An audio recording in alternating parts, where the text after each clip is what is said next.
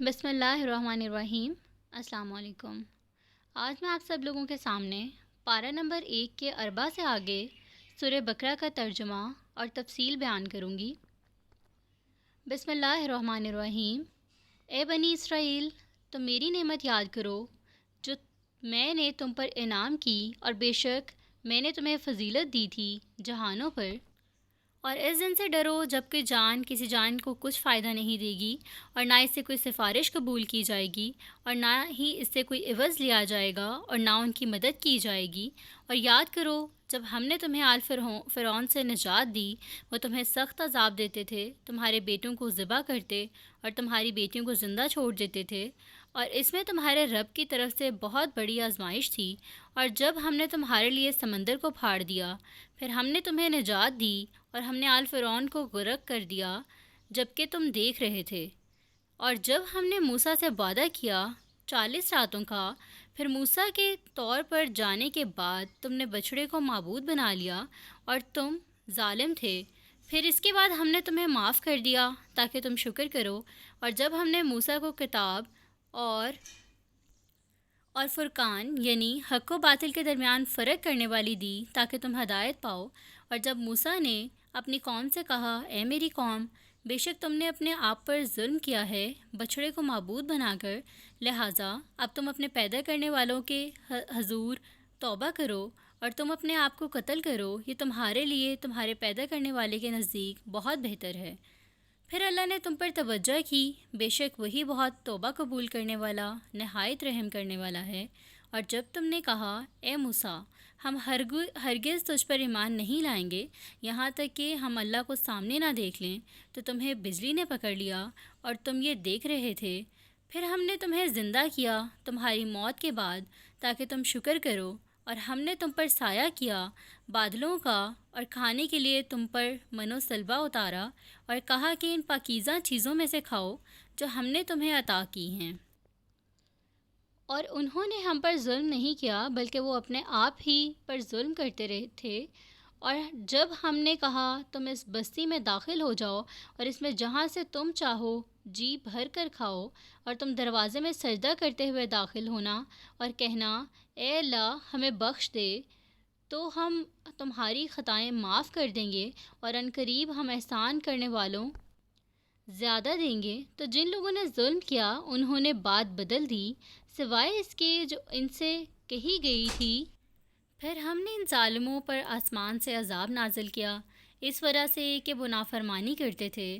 اور جب موسیٰ نے اپنی قوم کے لیے پانی مانگا تو ہم نے کہا اپنی لاٹھی پتھر پر مار، چنانچہ اس پتھر سے بہہ نکلے 12 چشمے، ہر قبیلے نے اپنا اپنا گھاٹ پہچان لیا۔ ہم نے کہا کھاؤ اور پیو اللہ کے رزق سے، اور تم زمین میں فساد کرتے ہوئے نہ پھرو۔ اور جب تم نے کہا اے موسیٰ، ہم ایک ہی کھانے سے ہرگز صبر نہیں کر سکتے، لہٰذا ہمارے لیے اپنے رب سے دعا مانگ کہ وہ ہمارے لیے وہ چیزیں نکال دے جو زمین میں اگتی ہیں، یعنی اس کی ترکاری، ککڑی، گندم، مسور اور پیاز۔ موسیٰ نے کہا کیا تم کمتر چیزیں لینا چاہتے ہو بدلے اس چیز کے جو بہتر ہے؟ اترو کسی شہر میں تو بے شک وہاں تمہارے لیے وہی کچھ ہے جس کا تم نے سوال کیا، اور ان پر ذلت اور محتاجی مسلط کر دی گئی، اور وہ اللہ کے غضب کے ساتھ لوٹے۔ یہ اس لیے ہوا کہ بے شک وہ اللہ کی آیتوں کا انکار کرتے تھے اور قتل کرتے تھے بیسوں کو ناحق، یہ اس سبب سے کہ انہوں نے نافرمانی کی اور وہ حد سے بڑھ جانے والے تھے۔ بے شک جو لوگ ایمان لائے اور جو یہودی، عیسائی، صابی یعنی بے دین ہوئے، ان میں سے جو بھی اللہ پر اور یوم آخرت پر ایمان لایا اور نیک عمل کیے، تو ان کا اجر ان کے رب کے پاس ہے، نہ تو انہیں کوئی خوف ہوگا اور نہ وہ غمگین ہوں گے۔ اور جب ہم نے تم سے پختہ وعدہ کر لیا اور تم پر طور پہاڑ کو بلند کیا اور کہا ہم نے تمہیں جو دیا ہے اسے قوت سے پکڑ لو، اور جو کچھ اس کتاب میں ہے اسے یاد رکھو تاکہ تم متقی بن جاؤ، پھر اس کے بعد تم پھر گئے، اور اگر تم پر اللہ کا فضل اور اس کی رحمت نہ ہوتی تو تم ضرور خسارہ پانے والوں میں سے ہو جاتے۔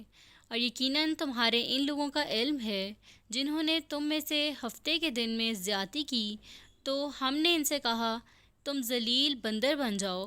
پھر ہم نے اس واقعے کو اس کے لیے عبرت بنا دیا جو اس زمانے میں تھے اور جو اس کے بعد آنے والے تھے، اور پرہیزگار لوگوں کے لیے اسے نصیحت بنا دیا۔ اور جب موسیٰ نے اپنی قوم سے کہا، بے شک اللہ تمہیں حکم دیتا ہے تم ایک گائے ذبح کرو، انہوں نے کہا، کیا تم ہم سے مذاق کرتا ہے؟ موسیٰ نے کہا، میں اس سے اللہ کی پناہ مانگتا ہوں کہ میں جاہلوں سے ہو جاؤں۔ انہوں نے کہا، تو ہمارے لیے اپنے رب سے دعا کرو کہ وہ ہمارے لیے بیان کریں کہ وہ گائے کیسی ہو۔ موسیٰ نے کہا، بے شک اللہ کہتا ہے کہ وہ گائے بوڑھی ہو یا بچہ ان کے درمیان عمر کا ہو، چنانچہ تم کرو جو تمہیں حکم دیا جاتا ہے۔ انہوں نے کہا، تو ہمارے لیے اپنے رب سے دعا کرو کہ وہ ہمارے لیے بیان کرے اس کا رنگ کیسا ہو۔ موسیٰ نے کہا، اللہ تعالیٰ فرماتا ہے، بے شک وہ گائے زرد رنگ کی ہو، اس کا رنگ خوب گہرا ہو، دیکھنے والوں کو خوش کر دے۔ انہوں نے کہا، ہمارے لیے اپنے رب سے دعا کرو وہ ہمارے لیے مزید بیان کرے کہ وہ گائے کس قسم کی ہو۔ بے شک گائیں ہم سے مشتبہ ہو گئی ہیں، اور یقیناً اگر اللہ نے چاہا تو ہم ضرور پالیں گے۔ موسیٰ نے کہا، بے شک اللہ فرماتا ہے کہ وہ گائے مشقت کرنے والی نہ ہو، کہ زمین میں ہل چلاتی ہو اور نہ کھیتی کو پانی دیتی ہو، بے عیب ہو، اس میں کوئی داغ دھبا نہ ہو۔ انہوں نے کہا، اب تو حق لایا ہے۔ پھر انہوں نے اسے ذبح کیا، اور لگتے نہیں تھے کہ وہ یہ کام کریں گے۔ اور جب تم نے ایک شخص کو قتل کر دیا تھا، پھر تم نے اس کے بارے میں جھگڑا کیا، اور اللہ اسے ظاہر کرنے والا تھا جسے تم چھپاتے تھے۔ چنانچہ ہم نے کہا، تم اس گائے کے گوشت کا ایک ٹکڑا اس مردے کو مارو، اللہ اسی طرح مردوں کو زندہ کرے گا، اور وہ تمہیں دکھاتا ہے اپنی قدرت کی نشانیاں تاکہ تم سمجھو۔ پھر اس کے بعد تمہارے سخت دل ہو گئے، چنانچہ وہ پتھروں کے مانند ہیں یا ان سے بھی زیادہ سخت، اور بے شک کچھ پتھر وہ ہیں کہ ان سے نہریں پھوٹتی ہیں، اور بے شک ان میں سے کچھ وہ ہیں پھٹ پڑتے ہیں پھر بھی ان سے پانی نکلتا ہے، اور بے شک ان میں سے کچھ وہ ہیں کہ اللہ کے ڈر سے گر پڑتے ہیں، اور اللہ ان سے غافل نہیں جو تم عمل کرتے ہو۔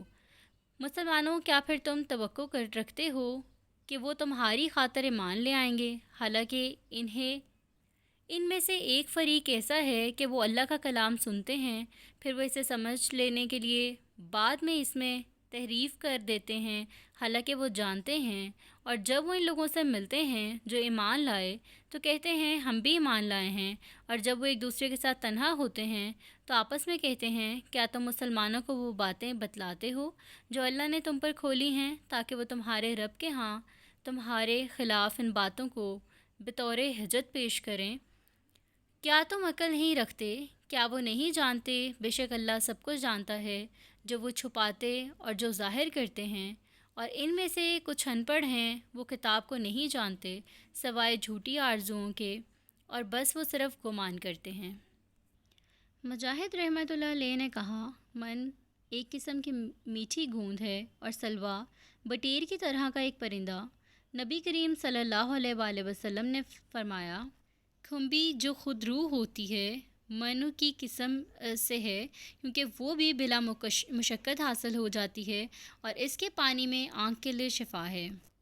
سورہ مائدہ کی آیت 69 سے بعض لوگوں نے وحدت ادیان کا مفہوم اخذ کیا، یعنی تمام مذاہب برحق ہیں، لیکن یہ صحیح نہیں۔ آیت سے قطعاً یہ مفہوم نہیں نکلتا۔ علاوہ ازیں یہ بات قرآن و حدیث کی تصریحات کے منافی ہے۔